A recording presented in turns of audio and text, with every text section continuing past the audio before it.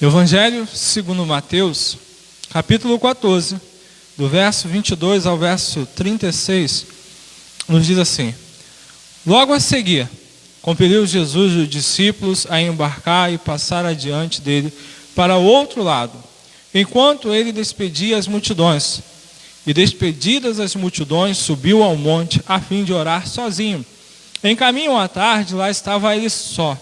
Entretanto, o barco já estava longe, a muitos estádios da terra, açoitado pelas ondas, porque o vento era contrário. Na quarta vigília da noite, foi Jesus ter com eles, andando por sobre o mar. E os discípulos, ao verem-no andando sobre as águas, ficaram aterrados e exclamaram: É um fantasma! E tomados de medo, gritaram.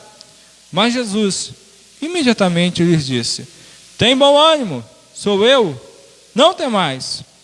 Respondendo-lhe Pedro, disse: Se és tu, Senhor, manda-me ir ter contigo por sobre as águas. E ele disse: Vem. E Pedro, descendo do barco, andou por sobre as águas e foi ter com Jesus. Reparando, porém, na força do vento, teve medo. E começando a submergir, gritou: Salva-me, Senhor! E prontamente Jesus, estendendo a mão, tomou-o e lhe disse: Homem de pequena fé, por que duvidaste? Subindo ambos para o barco, cessou o vento. E os que estavam no barco o adoraram, dizendo: Verdadeiramente és Filho de Deus. E então, estando já no outro lado, chegaram à terra em Genezaré. Reconhecendo-os, os homens daquela terra mandaram avisar a toda a circunvizinhança e trouxeram-lhe todos os enfermos e lhe rogavam que ao menos pudessem tocar na orla da sua veste, e todos que tocaram ficaram sãos. Amém. Que Deus nos abençoe na edificação. O que fazer, durante as tempestades da vida? Mas antes da gente refletir sobre o texto em si, algumas ponderações são importantes para que a gente possa entender o texto. Antes de acontecer esse evento, antes de Jesus ir até os discípulos, um pouco antes, Jesus já tinha feito um milagre. E esse milagre era o milagre da multiplicação dos pães e dos peixes. O que se nota é que existia uma certa urgência dessa ação, da tentativa de que o povo, depois desse milagre de Jesus transformar a multiplicação dos pães, de tentar forçar Jesus ser o rei, de ovacioná-lo como o rei dos judeus, o Messias aguardado e esperado. E isso era uma questão em que Jesus não queria se envolver, porque muito provavelmente isso encurtaria o seu ministério e o colocaria contra Roma e as questões que ali haviam. Então Jesus ordena aos discípulos para que esses discípulos pudessem embarcar. E ao embarcarem, então passar para o outro lado, que seria Betsaida. E aí rumo para Cafarnaum, enquanto Jesus estava ali junto com aquela multidão e ia despedir daquelas multidões. Logo, Jesus ele vai se encontrar sozinho, porque a multidão acabou se dispersando, e ele vai para o alto do monte a fim de orar. Na quarta vigília da noite, pelo qual o texto nos informa, quer dizer por volta entre 3 ou 6 horas da madrugada, os homens remaram, e foram remando, e tanto remaram, e o vento estava forte, as ondas estavam altas, chega um dado momento que eles não aguentam mais remar, e eles acabam parando porque ficam exaustos, cansados de tanto tentarem remar. E o mar ali revolto, um mar perigoso. E embora os discípulos tivessem presenciado, observado, visto todo o milagre que Jesus havia feito, da multiplicação do pão e dos peixes. E se nós voltarmos um pouco antes ainda, lá em Mateus no capítulo 8, nós vamos ter a presença de que Jesus, ele já tinha acalmado a tempestade num primeiro momento. E já tinha feito esse milagre. Mas dessa vez, no mar revolto, Jesus não estava dentro do barco. Os discípulos estão sozinhos. Não está ali com ele o mestre. O mestre ficou na margem. O mestre estava lá no monte orando. E a nova lição que esses discípulos eles iam aprender agora era que o poder de Cristo, o poder de Jesus, poderia sustentá-los em todas as tarefas que lhe fossem entregues. Quer dizer, que eles estivessem aprendendo que não era só a presença física de Cristo que estaria junto deles para que esses pudessem então pregar, evangelizar e até mesmo curar durante ali o período que nós chamamos de período apostólico. E Jesus, vendo essa situação toda, o mar agitado, compelido, então Jesus vai até os seus discípulos. E chegando próximo ao barco, ali os discípulos começam a ter uma visão, começam a olhar e enxergam alguém andando sobre as águas. O primeiro sentimento deles é um sentimento de medo, de pavor, porque o mar está revolto, tempestade, vento, e tem alguém andando nas águas. E a primeira exclamação deles é: nossa, tem um fantasma aí. Porque era superstição, né? As pessoas acreditam em fantasmas. Fantasmas acreditam só nas histórias do filme. Fantasmas não existem. E eles clamaram: é um fantasma. Mas Jesus logo se apresenta, demonstrando que era ele que estava ali. E ali, então começa um diálogo entre Pedro e o próprio Cristo. Porque eles percebem que é o mestre que estava ali andando sobre as águas. E então é chamado Pedro a caminhar. E Pedro então é vocacionado por Deus para sair do barco, e ele desce do barco, ele responde ao chamado, e isso vai ilustrar claramente a fé que é respondida ao chamado da pregação do Evangelho, e também o conflito entre a fé e a questão da dúvida que tantas das vezes nos acomete nas nossas experiências. E Pedro, ele começa muito bem, ele começa a caminhar, ele começa a andar, mas ele começa a sentir um forte vento, ele começa a olhar toda a circunstância que está à sua volta, as ondas batem nele, o vento está forte, e ele percebe que está andando sobre as águas. E no momento que ele tira o seu olhar de Cristo, e olha para toda a sua circunstância, para toda a dificuldade, como marinheiro experiente que ele era, ele ficou com medo. E ao sentir medo, ele começa a afundar. Não diz o texto que ele afundou de tudo. Diz o que ele começa?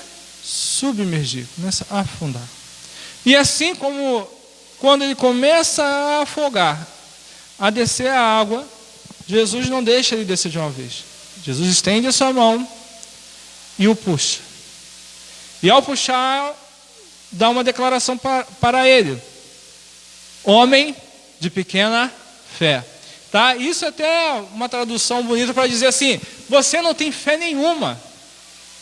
Você não tem fé. Mas o texto está: homem de pequena fé. Por que duvidaste?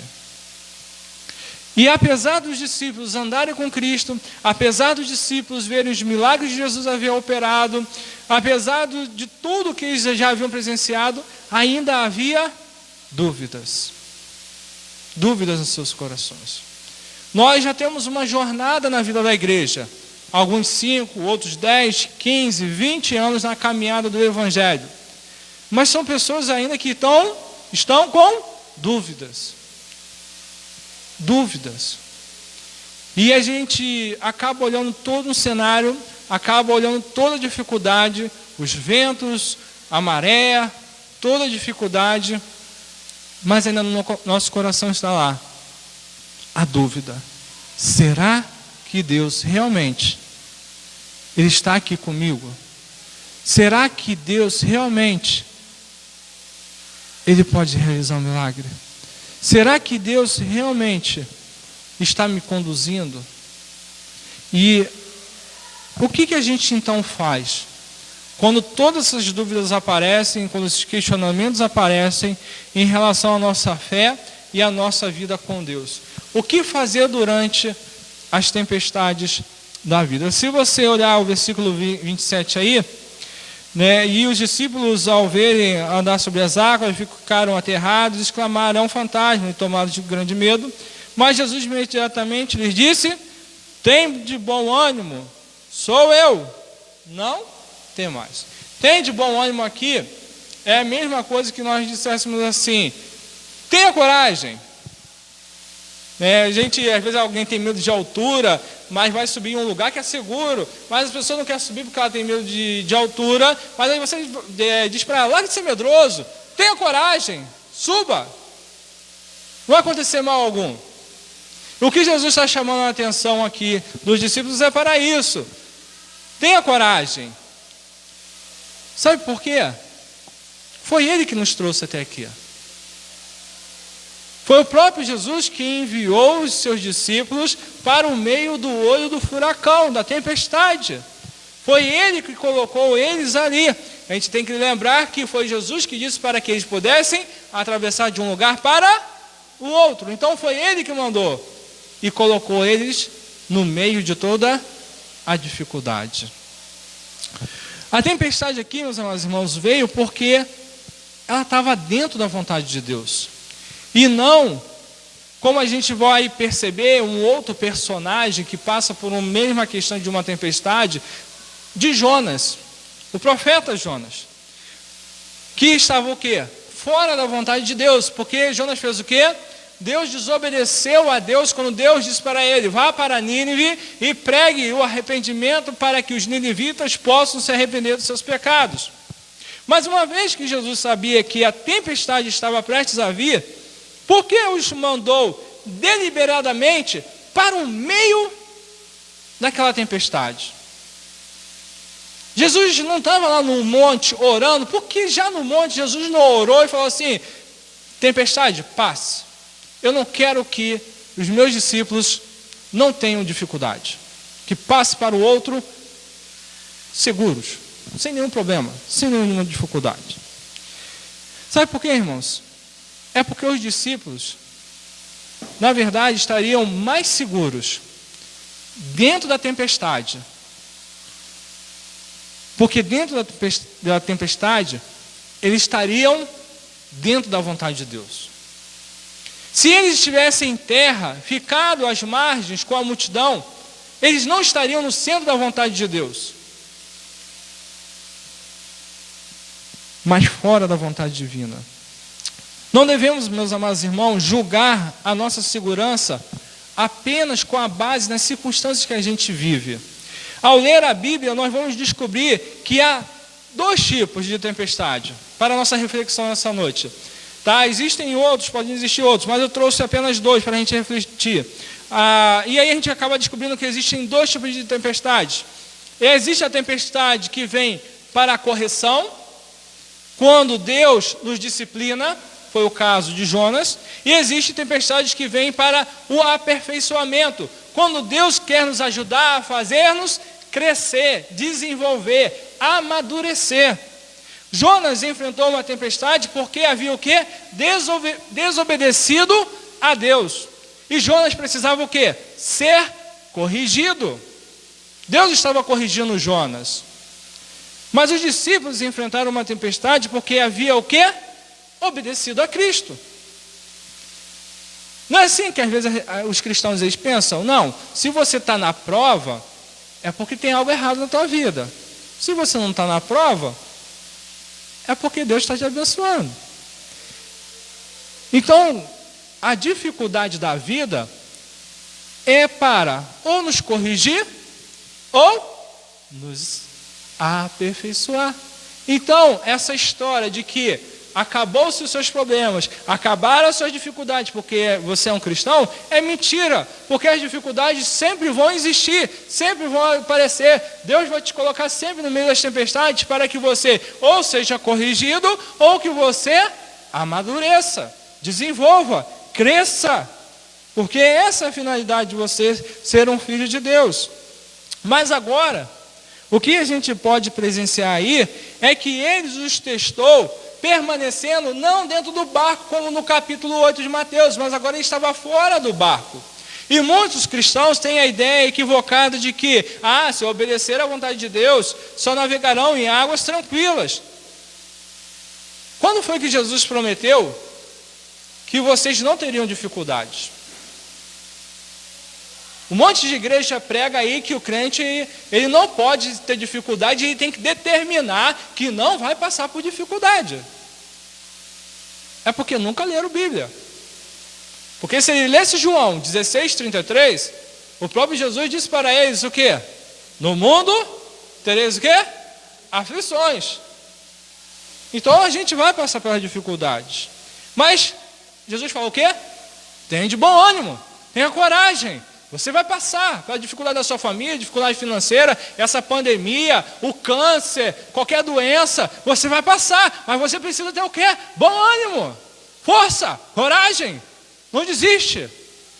Chore, mas não chore com lágrimas de derrota, chore aos pés do Senhor, confiando que Ele vai resolver os teus problemas, que Ele está contigo, Ele está ao seu lado. Quando nos encontramos numa tempestade, por causa de nossa obediência ao Senhor, devemos nos lembrar, Ele me trouxe até aqui. E aí a pergunta que eu preciso fazer é, o que o Senhor quer me ensinar? Me corrigir, para me colocar no trilho certo, ou me aperfeiçoar para amadurecer e crescer? Diante das duas hipóteses, tenha coragem, tenha bom ânimo. O que fazer durante as tempestades da vida? Tenha de bom ânimo. Segunda coisa, não tenha dúvida, não tenha medo. Então, quando você olha o versículo de número 28 aí, respondendo-lhe Pedro, disse, se és tu, Senhor, manda-me ir ter contigo por sobre as águas. E ele disse, vem. E Pedro, descendo do barco, andou por sobre as águas e foi ter com Jesus. Reparando, porém, a força do vento, teve medo. E começando a submergir, gritou, salva-me. Quando observamos Jesus andando por sobre o mar, para alguém realizar esse feito, ele precisa ser o quê? Senhor da gravidade.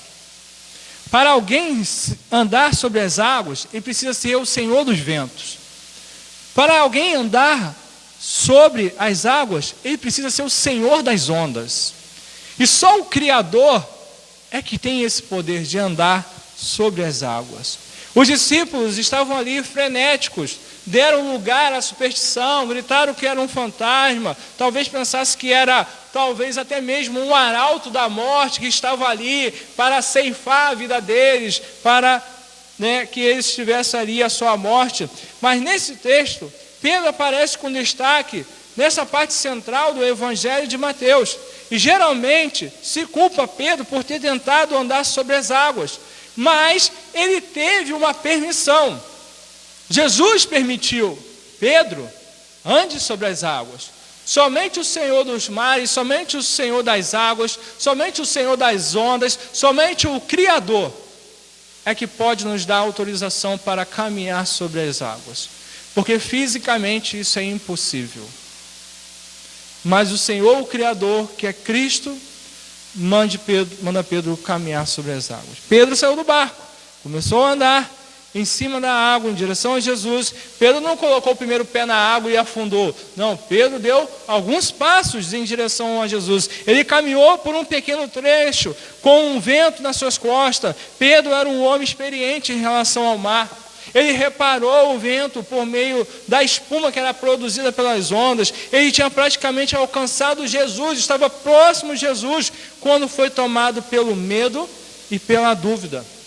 E quando o medo e a dúvida aparecem na nossa vida, a fé, ela se esvai. Quando temos medo e dúvida, a fé, ela desaparece. Porque tiramos o foco de Cristo. Reparando, porém, na força do vento, isto é, em tudo que estava acontecendo ali, embora o vento estivesse tão forte como antes, enquanto a sua atenção estava ali centralizada em Jesus, a sua fé teve ação correta. Ele estava andando sobre as águas e isso era um poder sobrenatural. Mas quando a concentração na fé, ela foi interrompida, parada, bloqueada por causa de todas as circunstâncias, Pedro retornou ao controle dos poderes naturais e no poder natural você afunda, você submerge. E quando a gente começa a afundar, quando nós nos afogamos, quando a gente acaba olhando só para as dificuldades e para os problemas, porque aí o desespero ele já bateu, o que você faz? Vai gritar. E aí você grita por quê? Socorro. E Pedro grita, socorro, Senhor, socorro, porque ele está começando a afundar. O sentido e o significado aqui, eles são evidentes para a nossa edificação. Na hora da necessidade dos discípulos, Jesus foi até eles, foi ao encontro deles. Quando o vento lhes opunha a sua força e a vida era uma luta, Jesus estava ali para ajudá-los. Mas logo que tinha surgido a necessidade, Jesus já estava ali para ajudar e salvá-los. Como podemos entender que, devido aos impulsos, Pedro, frequentemente, como qualquer um de nós, Pedro cometia os seus enganos, os seus erros, e quando a gente acaba cometendo nossos erros, nossos enganos, nós sofremos. Quando a gente olha para as circunstâncias, quando olhamos para a dificuldade e deixamos que tudo ao nosso redor seja maior do que Deus, nós sofremos. E sofremos muito. Pedro estava sofrendo. Porque Pedro conhecia o mar. Pedro sabia que numa situação daquela era de morte. Que eles não poderiam, talvez, escapar. Só um milagre poderia tirar eles daquela situação. E o medo faz isso com a gente. A falta de fé faz isso conosco. A fé nos leva para o sofrimento. A falta de confiança em Cristo nos leva para o sofrimento. Jesus sempre insistia em que o homem deveria o quê? Enfrentar suas situações. Deveria enfrentar toda a questão que apareceria de dificuldade, toda a crueldade, até mesmo daquilo que apareceria dos homens contra nós, contra aqueles que são os cristãos. Mas uma boa medida dos fracassos dos cristãos se deve ao momento em que ele atua por impulso, quando ele atua por emoção, sem calcular os devidos riscos. E é o que a gente observa mais e mais no cenário evangélico. Pessoas que se dizem cristãos agindo por emoção. Não é que o evangelho não tenha que ter a emoção, mas só a emoção sem a razão te leva ao desespero. A emoção sem o conhecimento de Deus te leva à ruína. A emoção sem o correto ensino das Escrituras te leva para um caminho totalmente de sofrimento e dor. Porque nós não conhecemos as Escrituras. E queremos nos deixar levar pelas emoções. Queremos nos deixar nos levar pelos sentimentos. O que importa é o que eu sinto. Aleluia. Aí depois não sabe por que sofre. Mas uma boa medida disso tudo, uma boa medida na vida, frequentemente o vento, ele nos é contrário. A vida ela é feita de dificuldade, mas há momentos em que estamos contra Ele e a própria vida. E isso tudo se converte em uma luta desesperada conosco, com nossas circunstâncias, com as nossas tentações, com as nossas penas, com as nossas decisões. Não importa como interpretemos este incidente, de qualquer modo, é muito mais que simples história do que Jesus fez, uma vez que durante uma tormenta na Palestina, é o sinal e o símbolo do que sempre faz pelos seus. Quando um vento sopra e quando corremos perigo de nos sentir afligidos pelas tormentas da vida, Jesus então ele se apresenta e diz: sou eu que estou aqui. O pastor João Calvino, em seu comentário ao Evangelho de João, ele diz assim: aprendemos que é tão somente na presença de Jesus Cristo que desfrutamos de abundante base de confiança, de calma e de sossego, mas isso pertence exclusivamente aos discípulos, aos verdadeiros discípulos. Então, se não é discípulo, você se desespera. Porque o verdadeiro discípulo é aquele que está sempre aprendendo. Aqui Pedro, os seus irmãos ali, os seus amigos, seus companheiros, eles estão no aprendizado, no amadurecimento. Depois eles vão chegar à fase da maturidade. E assim nós vamos caminhar, mas a gente não pode ficar a vida toda tomando leite. Chega uma hora que a gente precisa do alimento sólido para ficarmos firmes, estáveis, seguros.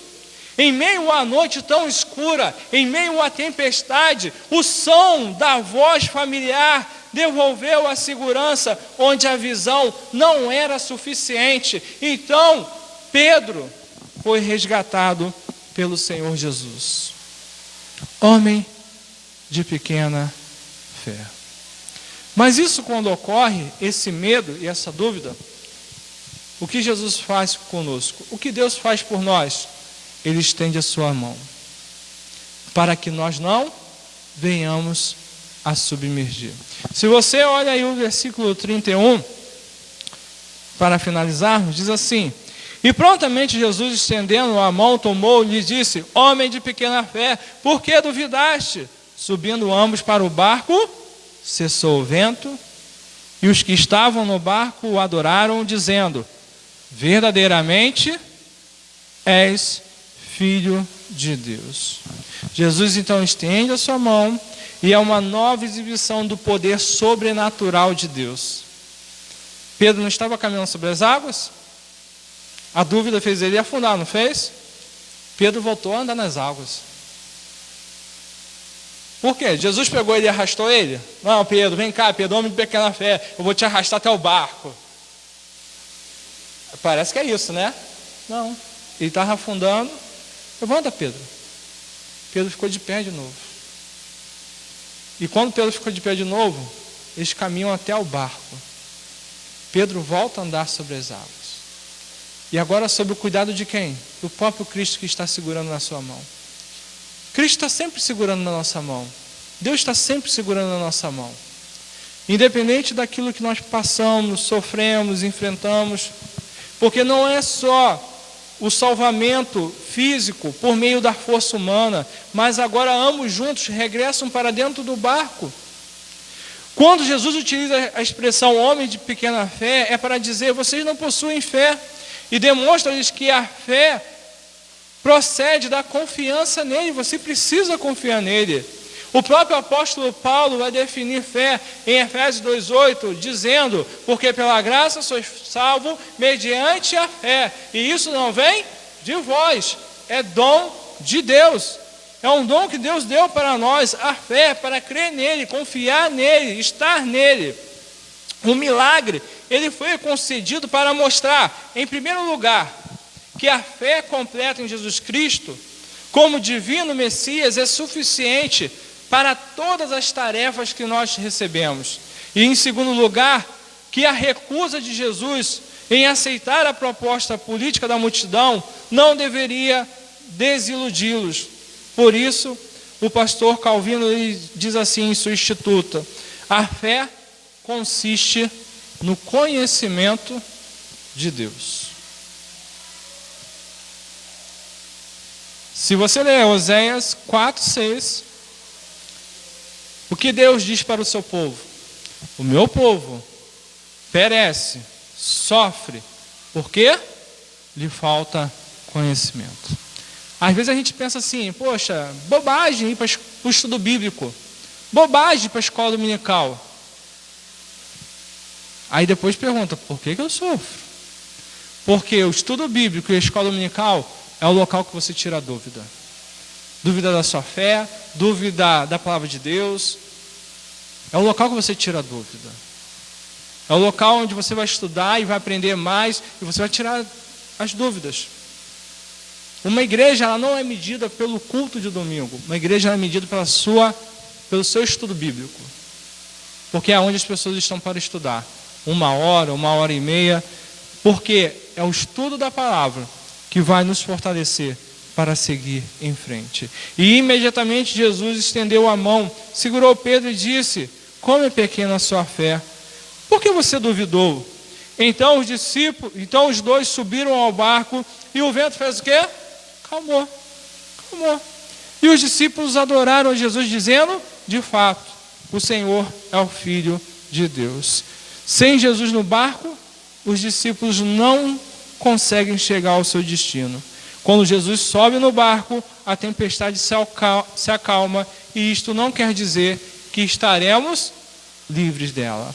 Mas se confessarmos que Jesus é o Filho de Deus, então quer dizer que estamos no centro da vontade de Deus. Como diz o apóstolo Paulo em 1 Coríntios 10:13, não sobreveio tentação que não fosse humana, mas Deus é fiel e não permitirá que sejais tentados além das vossas forças.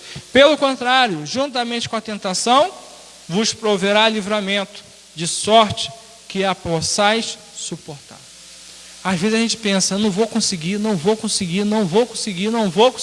E você deixa o medo, você deixa a dúvida, não vou conseguir. É essa enfermidade, é essa doença, é esse problema com meu filho, com a minha filha, é o problema com o marido, é o problema com a esposa, é os vários problemas da vida, e você diz, não vou conseguir, e você não vai conseguir. Porque o medo e a dúvida não deixam você enxergar o Cristo, que está ali no meio da tempestade, que está junto de você, está ali para ajudar você, para ensinar você. Então, nós vamos estar sempre no meio das tempestades. Mas só que tem momento na nossa vida que ela dá uma acalmada. A gente passa por uma calmaria. Fica 1 dia, 2 dias sem problema, no terceiro dia vem de novo. É sempre um problema diferente. Então a gente fica 1 ou 2 dias, vem depois problema de novo. A vida é assim, meus irmãos. Mas existe um momento que a gente não vai ter mais problema. Existe um momento que a gente não vai ter mais sofrimento. Existe um momento que a gente não terá mais dor. Existe um momento que tudo isso vai acabar. Quando é isso? Quando a gente morrer. Quando a gente for para a eternidade com o Senhor. Enquanto a gente viver aqui, a gente vai passar por tudo isso. E a gente precisa estar no centro da tempestade, no olho do furacão, diante dos problemas, dizer, Senhor, o que é para fazer agora? O que eu faço? Como eu faço? De que maneira eu vou agir? O que o Senhor quer fazer comigo? Me corrigir? Eu estou errado? Eu estou fazendo bobagem na vida? Beleza, me corrige, Senhor, eu estou precisando. Agora, o que o Senhor quer que eu faça? Que eu amadureça? Que eu cresça? Que eu me desenvolva? E aí a gente tem que responder, Senhor, estou aqui para fazer o que o Senhor quer, de acordo com o seu querer e de acordo com a minha vontade. Por isso que quando Jesus nos ensina a orar, Ele vai ensinar, contudo, não seja feita a minha vontade, mas a sua vontade. A primeira parte não existe, né? Mas é o que a gente interpreta. Que seja feita a vontade de Deus. Quando Jesus vai para o Getsêmani, poucos instantes dele ser entregue nas mãos dos seus algozes para ser torturado e crucificado, Jesus foi ao monte para falar assim: Senhor, eu determino que eu não vou passar por isso. Senhor, eu determino que os meus inimigos sejam cegos e morram. Jesus determinou alguma coisa? Mas o que ele faz? Ele ora para o Pai e pede para o Pai: contudo, Senhor, passe de mim esse cálice. Contudo, não seja o que eu quero, mas o que tu queres. E Jesus estava caminhando para onde? Para o meio da tempestade, para o meio do furacão. E lá foi ele ser condenado, crucificado, morto. Mas o que aconteceu no terceiro dia? Ele ressuscitou para nos dar vida e vida em abundância. Durante a tempestade da vida, irmãos, para encerrarmos e concluirmos, nenhum homem deve lutar sozinho. Não se engane, não lute sozinho. Ninguém deve se achar super-homem ou mulher maravilha. Vou resolver todos os meus problemas sozinhos. Hoje de manhã eu comecei uma nova fase com as crianças, foi de ensinar eles a orar uns pelos outros. Vamos orar uns pelos outros, e agora é uma nova rotina deles. Vai para eles: vocês oram pelos seus irmãos, pelos seus companheiros que vocês oraram hoje de manhã, durante a semana. Vamos orar uns pelos outros. Eu oro por vocês, vocês oram por mim, eu oro por um irmão, pelo outro. E nós vamos assim, porque não devemos lutar sozinhos. E Jesus ali chega até nós através das nossas tormentas. Jesus chega até nós com a sua mão esticada, estendida, e com a sua voz clara e tranquila, que nos incita a ter coragem e não temer. Então, o que nós levamos hoje para casa? O que aprendemos a fazer durante as tempestades da vida? Tenha bom ânimo, tenha coragem, não tenha dúvida, não tenha medo. Jesus, Ele sempre estenderá a sua mão para lhe ajudar. Mas sempre pergunte: Senhor, o que tu queres? Me corrigir ou que eu amadureça? E assim vamos seguir, dia após dia, sabendo que o Senhor estará sempre conosco, todos os dias da nossa vida, até a consumação dos séculos. E, meus irmãos, que Deus abençoe a sua vida, que Deus abençoe a sua família, e que o Senhor possa cada dia mais acrescentar a essas palavras que foram ditas para a edificação dos irmãos, para que vocês, em tempos de dificuldade, possam saber que o Senhor tem cuidado de vocês. O Supremo Pastor, que é Jesus Cristo, Ele está contigo para enfrentar tudo isso. Você não está só. Que Deus assim nos abençoe em nome de Jesus. Amém.